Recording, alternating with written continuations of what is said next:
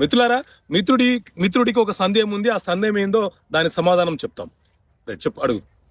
Sir, ఇప్పుడు ఆ, ఒక ఇష్యూ జరిగింది. ఆ ఇష్యూలో మేము అక్కడ లేము. అయినా కానీ పోలీస్ స్టేషన్ లో ఎఫ్ఐఆర్ లో మా నేమ్స్ యాడ్ చేశారు. మేము ఏ విధంగా మనం ఫైట్ చేసి దాన్ని సాల్వ్ చేసుకోవాలి సార్? రైట్. మిత్రులారా, మీరు ఏ నేరంలో పాల్గొనకపోయినా, అఫెన్స్ జరుగుతున్నటువంటి ప్రాంతంలో మీరు లేకపోయినా, మీ మీద కనుక ఎఫ్ఐఆర్ నమోదవుతే పోలీసులు సమగ్రంగా విచారణ జరపకుండా మన మీద ఎఫ్ఐఆర్ నమోదు చేస్తే ఆ ఎఫ్ఐఆర్ ని రద్దుపరుచుకునే హక్కు మనకుంటది.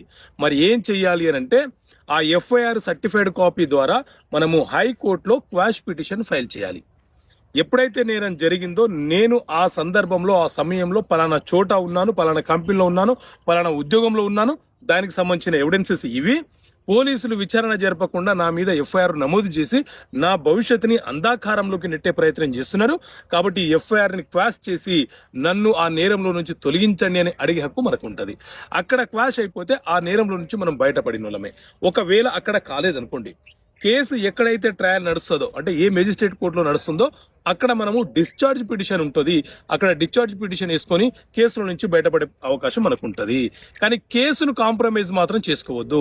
ఉద్యోగాలు రావు. కాంప్రమైజ్ అయితే మనము నేరాన్ని అంగీకరించిన వాళ్ళం అవుతాం.